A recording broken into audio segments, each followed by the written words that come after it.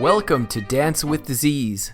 My name is Dustin Anderson, also known as the Purple Pirate. In 2016, my index finger started wiggling, which is great if you're training a dog, but I don't have a canine companion. And then the word Parkinson's came into my life. Or as my alter ego would say, Parkinson's. I knew from the beginning that this was not the downward spiral of doom as guaranteed by the brochures, but a kick in the ass to look at my life and change. This podcast is dedicated to sharing my magical journey of healing through trying every alternative therapy imaginable. Thanks for joining me. Let's dance.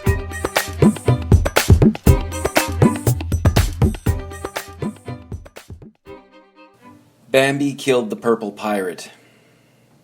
Yep, that's right. Bambi killed the purple pirate. Let me explain. So, I've been performing for children for about 20 years as the purple pirate. Yeah, maybe at 18, 19 years. And I had a gig in Whitecourt, Alberta. I live in Nanaimo, British Columbia, so essentially about 12 or 1,300 kilometers away. I generally drive because I carry lots of gear and I like road trips. I like listening to audiobooks, and I like being in my own realm and momentum. Although that's not always the case because I use cruise control, and very few people do. So for me to be in my own realm sometimes can be interrupted, although it was a pretty darn good trip until I hit Knighton Junction. And a deer jumped out of the ditch, and I killed it with the car. And it sort of killed a bit of my spirit. Sort of. So I see this deer right at the hood of my car, jam on the brakes. My Kia Sorento, loaded full of gear, jumps the thing.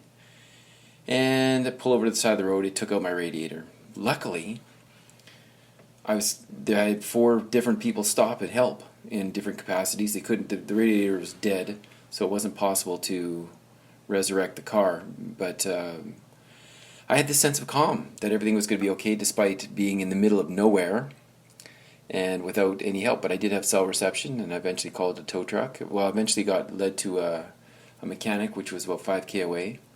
I drove because there was still some fluid in the radiator and in the engine, and I didn't drive too hard. And got there, he gave a quick assessment. He couldn't do anything because it's a long weekend in Canada, of all times for this to happen.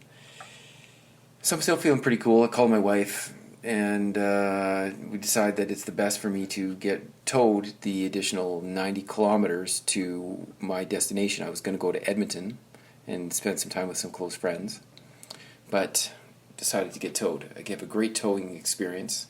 Feeling great because I'm feeling looked after. The young man that towed me was really conscientious, and it was a great trip.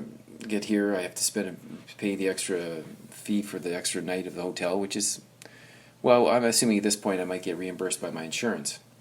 At least that's the hope. I've never made an insurance claim before, so it's all really up in the air. I can't get any information other than that the allocated insurance adjuster will call me in 2 to 4 business days, which for me, I'll be done today, and this was 2 days ago. Business days start tomorrow, and I want to go home. I'm in Alberta, the neighboring province, and I want to go home after this. I'm done. I did my gigs today. So why am I giving you all this detail? Well, generally in the past, I was a road warrior and I could do these things. My health is compromised. And even though I rocked my gigs today, I was open and honest with the people that I was working with about what is going on for me. And people were very supportive and very helpful, and I rocked, despite the weather being absolutely atrocious and the turnout being poor because the weather was just inhospitable, very northern Canadian. And so, in talking with my wife about the details of this weekend, she's like, maybe you should try going on disability. And we've been tossing around this idea for probably about 4 to 6 months. My challenge with that is disability. I know this is a journey of the mind, and I don't want to take in any further negative information about this being a downward spiral of disease, even to talking with the technician today. he's asking me questions. I'm like, depends on who you talk to. Well, what's the prognosis? Depends on who you talk to. If you talk the Western model, it's a downward spiral of doom. For me, I know it's not, and I know that it's just going to take me to change. But what is changing is continue doing tours like this, changing for me.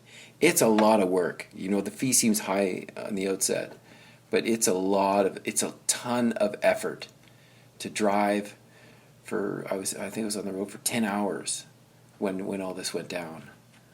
And I was feeling good at the time. But obviously I wasn't hyper vigilant enough to see the deer in the ditch, and it was a deep ditch and a small deer, and so the guys behind me saw it, but I'm not hyper vigilant the way I used to be, and I don't want to be hyper vigilant. I don't want to be that person I was before. So what's my options?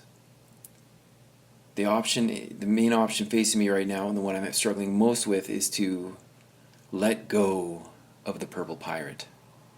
To let go of this persona that has given me lots of great experiences and helped me justify loading tons of stress on myself for a long period of time, like driving 12 hours to a gig, which, it's hard. I'm in such a great, I don't know what to do. I'm just starting to read Being Supernatural by Dr. Joe Dispenza. It's all about epigenetics and reshaping the mind and focusing on healing. And the thing that hit me most is, like, when you get up in the morning, you have a set group of rituals that you do that define who you are, essentially, right? That's paraphrased by me. And if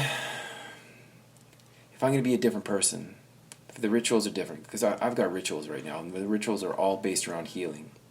And, well, for the most part, what I realize is I'm not as on this. And today today and yesterday, I realized that I'm not as. I still want other things, and stuff and career things and things that are much less relevant than my health, but they're there. And if I don't focus my entire attention on what's most important right now, and that's regaining my health, then I should be focused on that completely and 100%. I don't know. It would seem like, God, I need a break sometimes. But, at the same time, the tremor isn't breaking. The brain fog isn't breaking. Nobody's taking a coffee break but me. And maybe I should be. Maybe I shouldn't be. Who knows? What's in store? Like, it's all up in the air right now. And at the same time, I feel like, despite slaughtering a deer on the side of the highway, I was pretty damn cool. These people that stopped to help me, these young men, one young man who was a superhero and who crawled underneath my bleeding to death car, got himself soaked in radiator fluid. He was, completely happy to help, and he couldn't help, but, I allowed myself to shake in front of them, and I was like, I wasn't worried about it. I was like, what's my priority? My priority is to get help and get back on the road and not be stuck on a rural highway in the middle of the night. I mean, it was 5 o'clock at night, and the sun goes down around midnight here at this time of year. But so that was a success. And I wasn't wired and fearful after killing the deer. After this stressful moment with the deer, I recovered very quickly. I think much quicker than I was in the past, and I was much calmer than I was in the past about the whole scenario of, like, potentially being stranded. But I chose myself first. So what is choosing myself first moving forward? What is that choice? What is the choice? So is it to let go of my identity for the last 20 years, which has been the struggle for the last couple of years? Because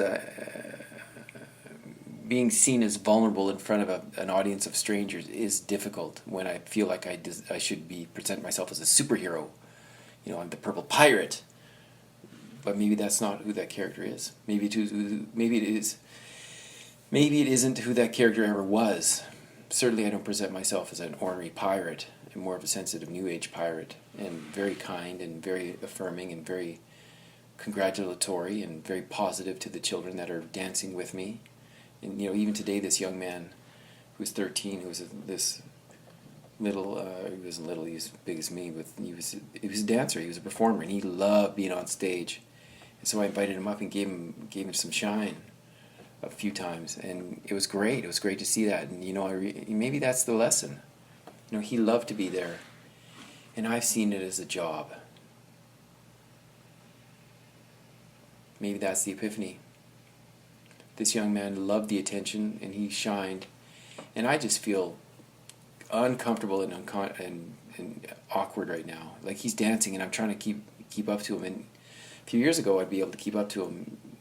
But now my body's so tense and so rigid and I'm so fearful of looking thing that I did what I could. And and that was good enough, and I rocked the gig and I did the best I could. Yeah, I guess it's time to change, time to move on. Who knows? God, I have such resistance to letting go. Letting go. What do you have to let go of that will liberate your life? All the best. Thank you for listening to Dance with Disease. For more podcasts, links to books mentioned, or to book the theater production Shaken, Rattled, and Rolling, log on to dancewithdisease.com. My name is Dustin Anderson. Thank you for joining me.